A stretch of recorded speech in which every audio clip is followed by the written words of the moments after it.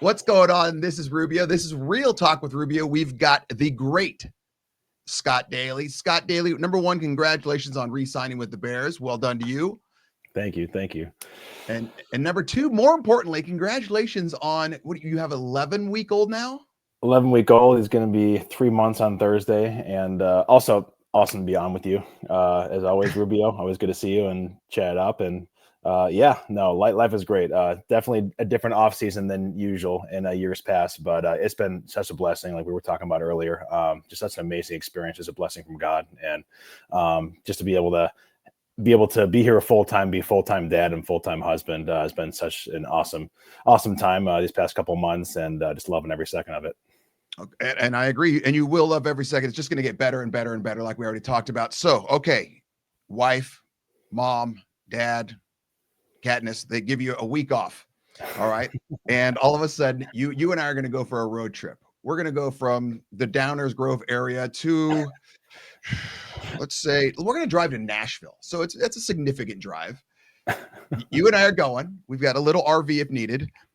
I want you to tell me your top 5 road snacks. You choose. There's no kids involved, and one drink. Go. Give me a good old-fashioned Diet Coke for the drink. Gotta have a little bit of caffeine and get things rolling in the right direction. I feel like it's good to mix with like the salty and the sweet a little bit. Like, it's obviously it's a long road trip, like we said, going from Chicago to Nash. So give me like a nice bag of like Fritos to start off. Like love nice. Start off with that. I mean, Doritos are great as well. So can't go wrong. Give me the nice cool ranch of those. Standard. Yeah. Sweet, I would say. I mean, I have a sucker for a sweet tooth. So, give me like those, like little like Toll House cookies. I think like those would be a nice little, those would be a nice little change up here and there. Can I say, I love how you're going to your inner fat kid as every single thing you think about you're tasting. You do exactly what I do. You're like, oh, okay, Toll House cookies, yeah. You're like, yeah, that sounds good. Yeah, as like in my mind, just like tasting it first. You're like, yeah, that sounds good. So we got 3 there. 2 more. Give me. We got the Fritos, Doritos. We got Toll House. Give me some like baked Lays. Like, make it feel like you're like eating like a little bit healthier. Not too guilty. Like it's a little bit like a nice like piece of air. Like I got you. Nice and crispy in there. So and you have one more. Yeah, you top it off. Give me a nice like some like chocolate covered pretzels. Like that'd be a nice little like sweet and savory and salty. Chocolate covered pretzels are very tasty. Yeah, that was a good one. So, and then with the Diet Coke mixed in there, and you're in for a great time. Okay, the problem with yours, all 5 of your selections, very, very good. Very 11 to 12-year-old of you as well. But every single one of yours has that crunch /salt /sweet where you can't just eat one. True. Yeah. I mean, you're popping one, and no one has that willpower. It's like going to a Mexican restaurant saying, I'm going to have one chip and dip of salsa. You're not doing one chip.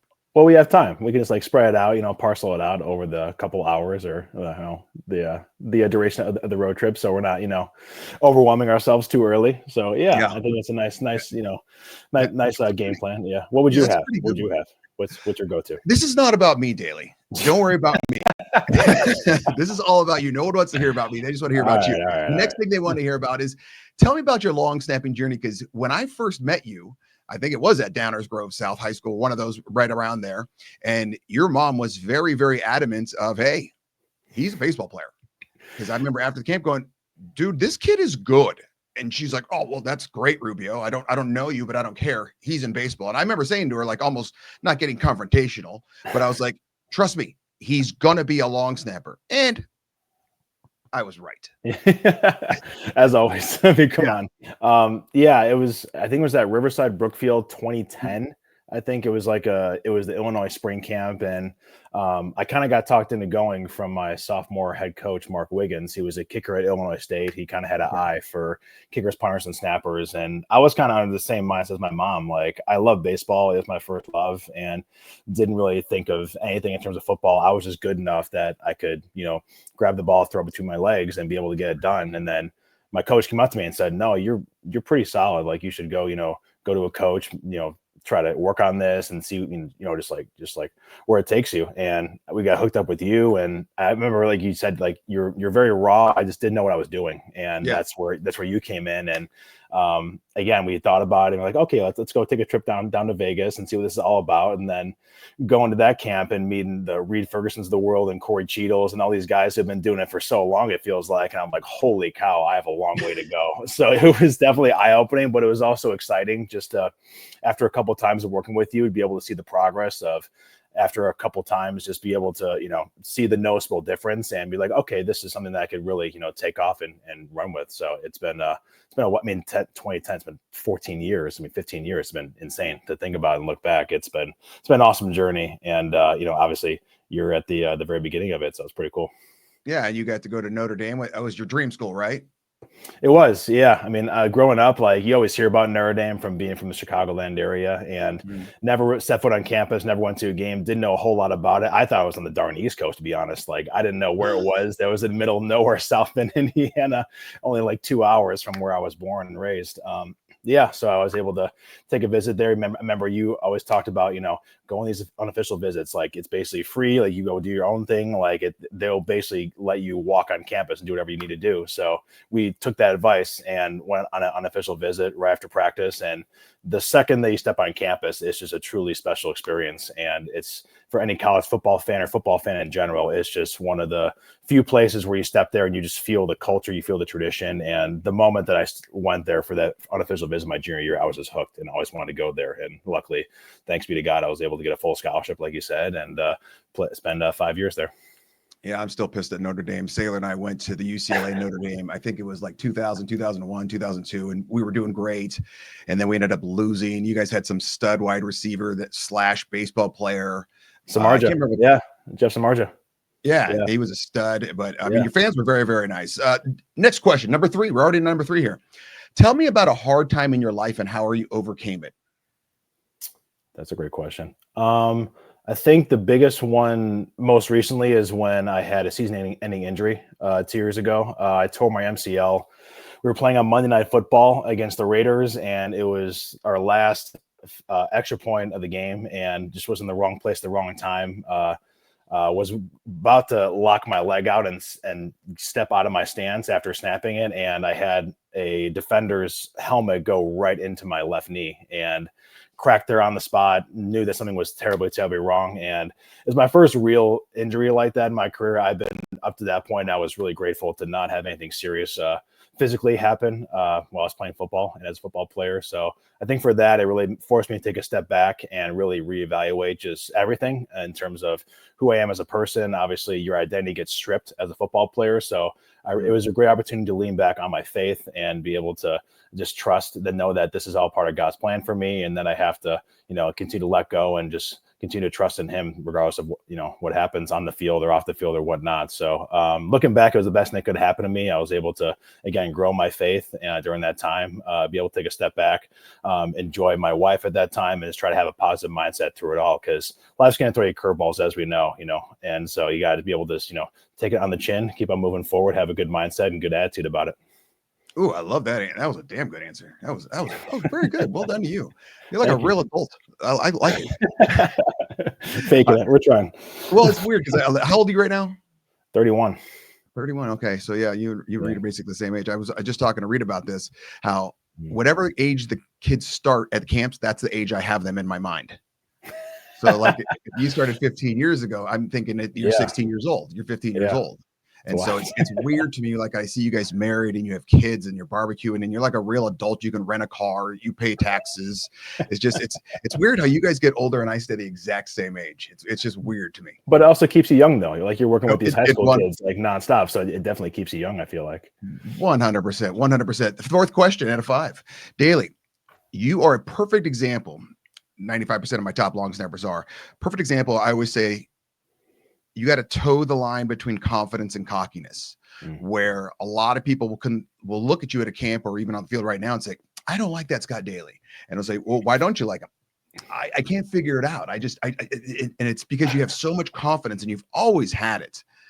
that it almost oozes into cockiness, but it's not cockiness. And it's like no one can ever call you cocky. They just can't because you're not cocky. But how do you handle stressful situations on the field and remain confident in everything you do? I think it comes back to your preparation. I think just from the get-go, I mean, you have to prepare in a certain way for when you go out on that field on Saturdays, Sundays, or Friday nights, whatever it is, that you have to know that I've done everything in my power to prepare myself for the situation. It's not going to guarantee that I'm going to be able to get it done, but I know in my mind that I've done the work. I put in the effort, put in the time, put in the dedication, and knowing that, okay, the work's done. Like I just got to go just go play, just cut it loose, let it go, let it fly. And I think from there, it gives me a great deal of confidence knowing that I've done everything I can and don't need to stress about anything else. All the external factors are, it's going to be, it is what it is. But at the same time, just focus on controlling what I can control. And that's what I love about long snapping is having your hands on the ball the entire time. And you start the play. No one can start it before you or whatnot. So I love that aspect of it, that you're in control from the start, and then things are going to happen. Things are going to, happen out after that fact. But I just love that aspect. And I think just the biggest thing for me is just preparation and just preparing each and every week, each and every day, regardless of what level I've been at high school, college, and the NFL, is never being content, never being, knowing that, I have to continue to earn it. I have to continue to work at things and just continue to grow from there. And, I'm never a finished product, and just got to keep on going and keep on chipping away. That is another great answer. This is a 4.1 question because I only have one more question, but I just thought of this. You grew up in Chicago. Did you grow up a Bears fan? I did. Yeah. So okay, it's, is this freaky now that you're on the Bears? Like, is it just like weird? Yeah, I mean, I couldn't have, scripted this any way, shape, or form. I mean, obviously, for people who don't know my journey, it took me 3 years to break into the NFL to start. So I didn't even know if this was going to be a possibility. I mean, I signed with the Cowboys in 2018 and then did 2 spring leagues that couldn't even finish the season. One from financial reasons, one from COVID in 2020, as we all know. So at that point, I even know I was going to play, in the NFL, and thanks be to God that the Lions took a chance on me, and I played 3 amazing seasons there and had an amazing time. And then if someone told me even, a couple of years ago, even last year, that, hey, you're going to play for your hometown team, the Chicago Bears, I would have laughed in their face. And obviously circumstances worked out to where I was able to do it. And going from Detroit to Chicago, getting cut from there, and then getting signed by Chicago in just a span of a couple of days, it was just almost too much to handle. And then to be able to play, to put on the orange and blue, to play at Soldier Field, it's a place that I've rooted for, guys like, Brian Urlacher, Jay Cutler, Patrick Manley, Robbie Gold, all those guys. And to be able to have that experience, to have my family there, loved ones there, it was just truly surreal. And each and every game I would still pinch myself. So every time I'm, able to do this and to let alone play for your hometown team is pretty special. Yeah. Final question, Daly. You're doing phenomenal. We have one night together. Okay, not in that kind of way, but just we're having a good meal. It's a good old time. Yeah, I had to clarify that. We're having a good meal. Are you cooking for me? Are you like barbecuing? Do you have something special you make, or are we going to a restaurant? You've got a magic wand, so we can go anywhere on the planet. Okay, you tell me what are we doing here? I mean, I'm no special cook by any means, so I say let's just go to the nicest steakhouse we can go to. Okay, well, yeah. Where have you gone? Where have you gone that you're like, holy hell, I need to take Rubio there? And what are we ordering? So this is probably going to come as a shocker. So in 2022, when I was with Detroit, we played in New York twice, and one of the cool things is that we would have the night off, so we were able to go out in that town or that city and area. We were able to go to like a local steakhouse and go to those areas. There was a hole-in-the-wall place called Edwards in New Jersey that was phenomenal, from the ambience, the atmosphere, to just the food in general and everything. It was top-notch. The fact that we got to go there twice was incredible. So we got to go there back to back after a couple of weeks, and it was one of our favorite places during that time. So Edwards and New Jersey. So if you got to camp out in New York or New Jersey, this is a definitely must-go place to be. So we're definitely going to Edwards. We're going in the basement. It's dimly lit. It's nice. Yes. It's nice and quiet. It's everything's awesome, and food is phenomenal, top-notch. Wine's amazing too. So it's just a top-notch place to be. Hold on. 2 things. Number 1, what are the appetizers? I want the full meal. What am I getting? And number 2, I'm in my mind right now, I'm picturing like you can only pay cash at this place. There's like a real fat dirty owner that comes out and talks to you and like sometimes just says, "You guys are having this tonight." You can't even look at the menu, and I'm all for that.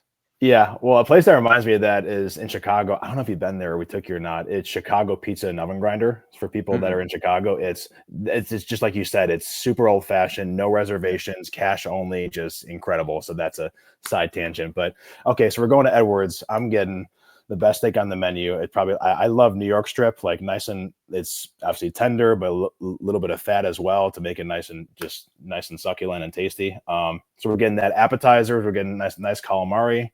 We're getting a nice Brussels sprouts. We're getting some, nice salad on the side as well. Nice steak, some Béarnaise sauce on the side as well. If you're feeling a little crazy, a nice bottle of red if you're into that. And yeah, we're just having some nice. Usually, a nice steakhouse like that has like a nice potatoes, like not mashed potatoes, but it's like a house potatoes. So like that, that's a great side as well. We're gonna have there. So we got potatoes, Brussels sprouts. What about Dessert. I'm a sucker for carrot cake. I don't know if that place Edwards has that, but I love some good carrot cake and didn't really like it a whole lot up until a couple of years ago. I don't know why, but good old carrot cake on the side would be fantastic. I think kids don't like carrot cake because you hear the word carrot and you immediately think, okay, I'm not having a vegetable for dessert. And then there's even like strands of like little carrot in there. And you're like, oh, I could taste the carrot. I'm out. Yes, it's like, you can't taste any carrot. You're tasting 9 pounds of frosting. Yeah. And like some of the carrots have like an actual carrot, like on icing, like on top. I'm out. There's no way. So, but no, carrot cake with just by itself, carrot cake and glass of milk is phenomenal. So that's a nice little dessert right there. Scott Daly, this was fantastic. I wish you best of luck with the Bears, and give your big family a big hug for me, from all the way from your mom, dad, Katniss, of course, your wife, and your new child. Thank you so much. Always a pleasure to catch up with you, my man. Scott Daly, everybody.